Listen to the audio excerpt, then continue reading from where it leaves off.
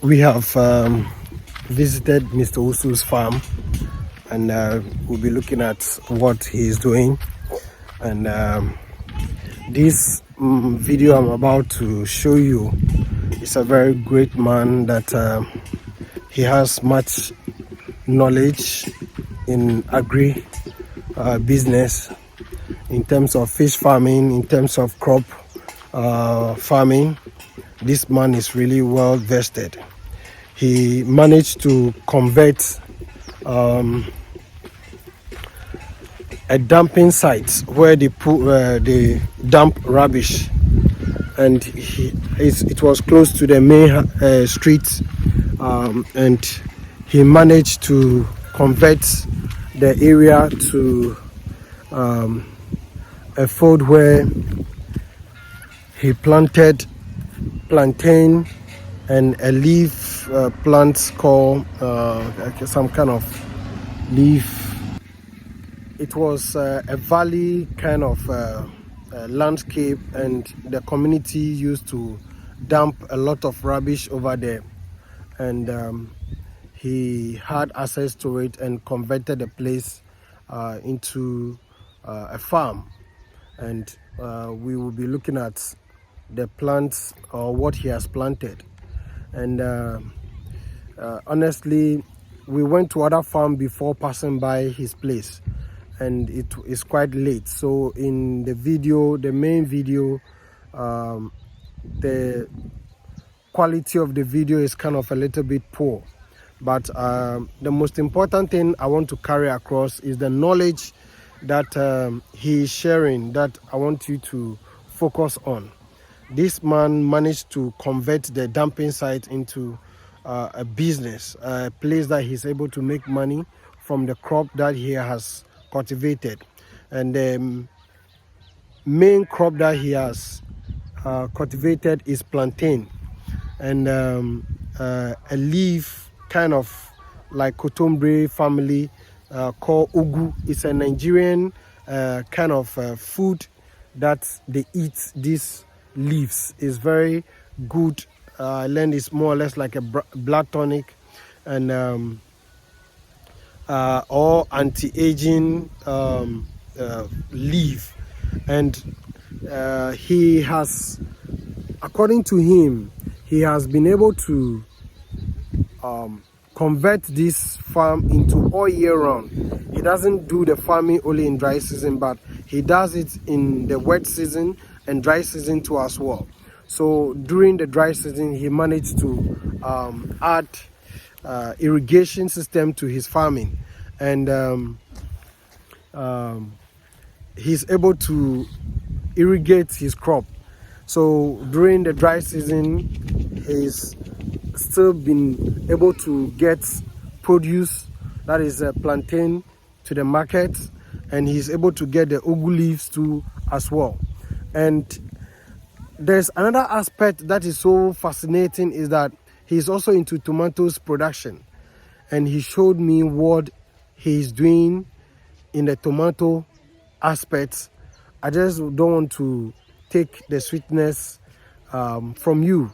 Just take your time and watch it. But I apologize for the poor video that we recorded due to the night nature, and but just focus on the knowledge aspect. Thank you. Wow. And it's like this all the year round. All year round? Yeah. I have dug a borehole, a well here. Okay. 10 culverts. Okay. And I have a pumping machine. I have fixed pump inside. Okay. And then I have some poly tank on top there. At the top there? So for the plantain, when I pump into that one, look in front of the plantain, you see some white lines. Yes. It's for drip irrigation. Wow.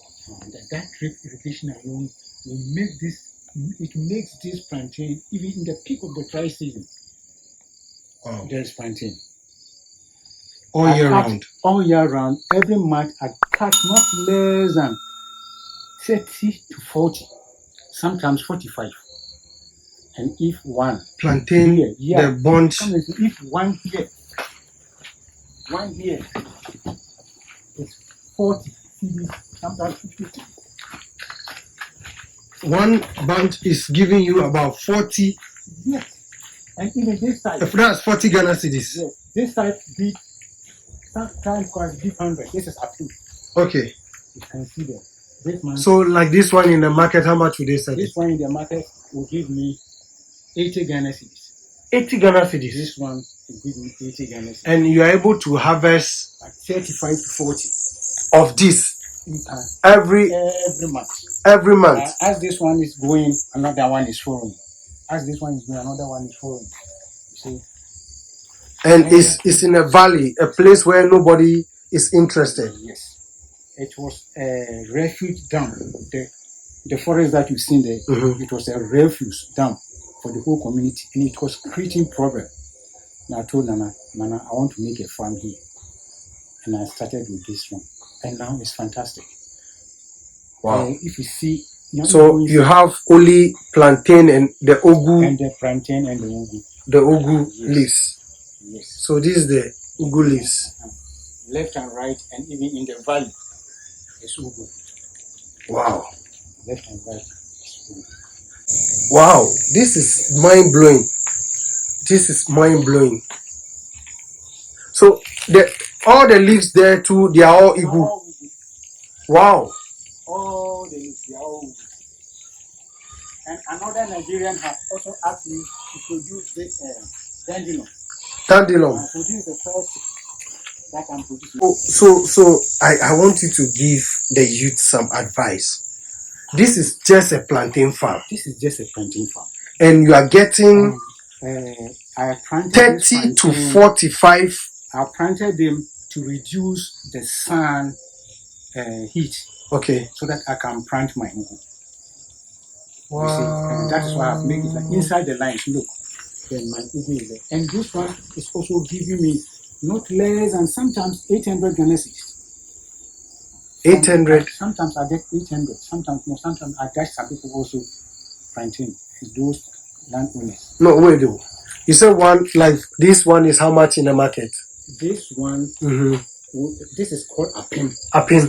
Yes. Apim. Sometimes some get 100 cedis. So this one alone is saying not below 80 Ghana cedis you get apim. So if you are able to get like 45 of apim, then you are gone.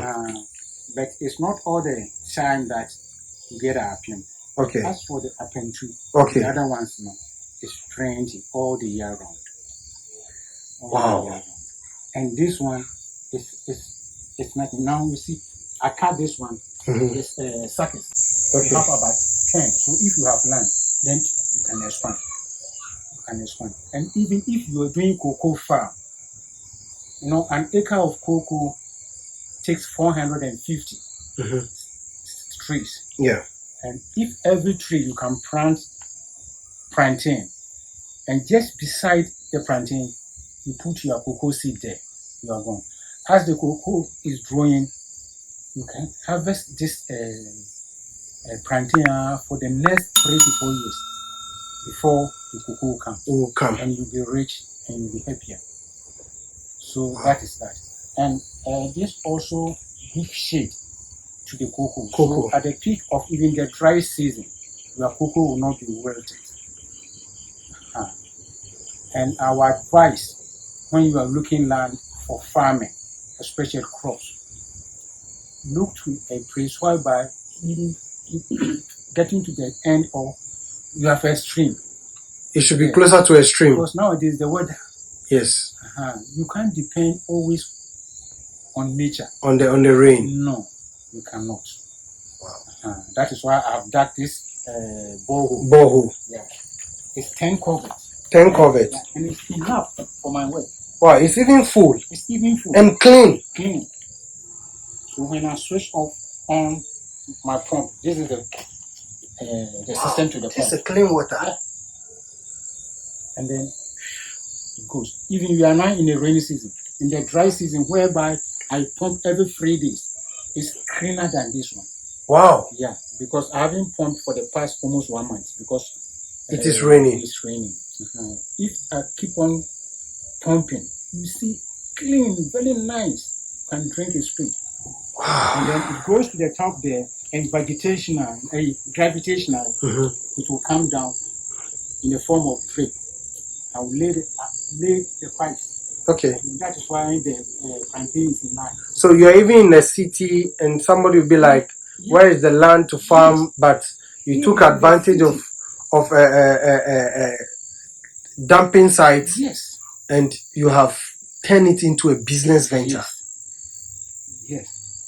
And somebody will say, "Hey, there's no, come and see this thing. The tomato that this is a bucket. You Wow. see the tomatoes that I will get from one bucket.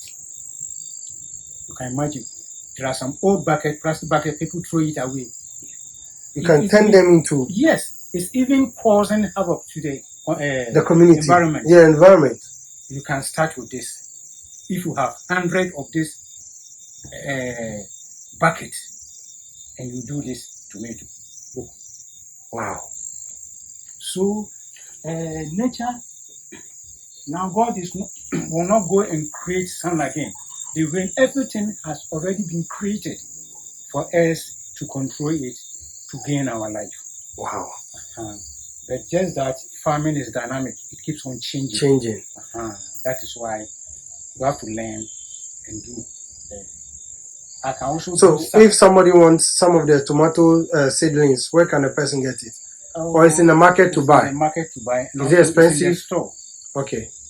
It's in the stores. Even you can buy one sachet, which is about 30 cedis. Okay. You can plant about 200 from one sachet. You do the garden, yes, like a bed. Exactly. Then you transplant it to this, yes. And you'll be watering it. You'll be watering it. And this one is raining.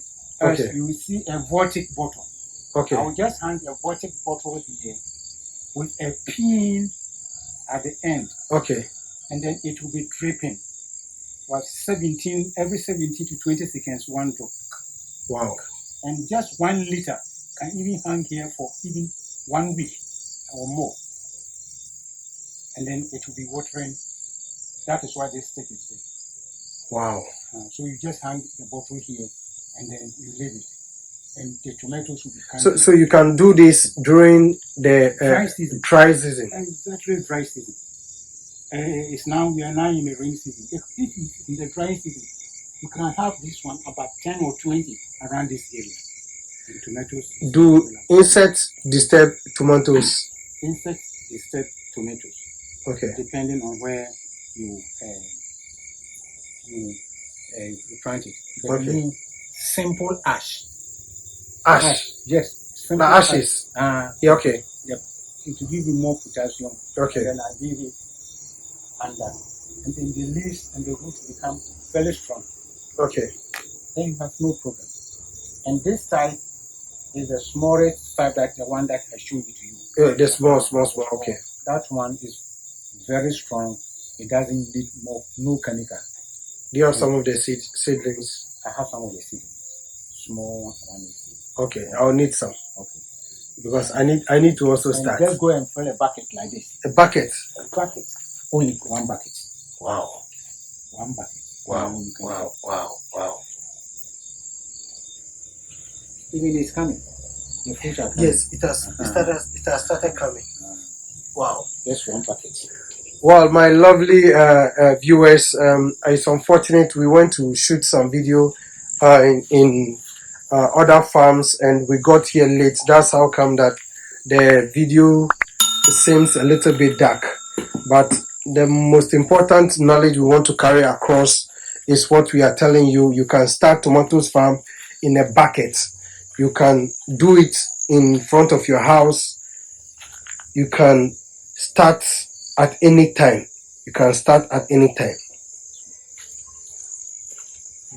This is only one bucket. One bucket. Yes.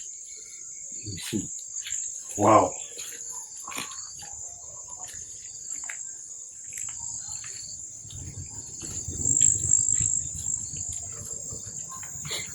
Look at it. We are great in Ghana. Sure.